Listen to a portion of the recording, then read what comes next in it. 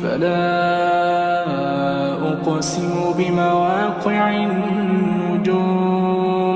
وإنه لقسم لو تعلمون عظيم إنه لقرآن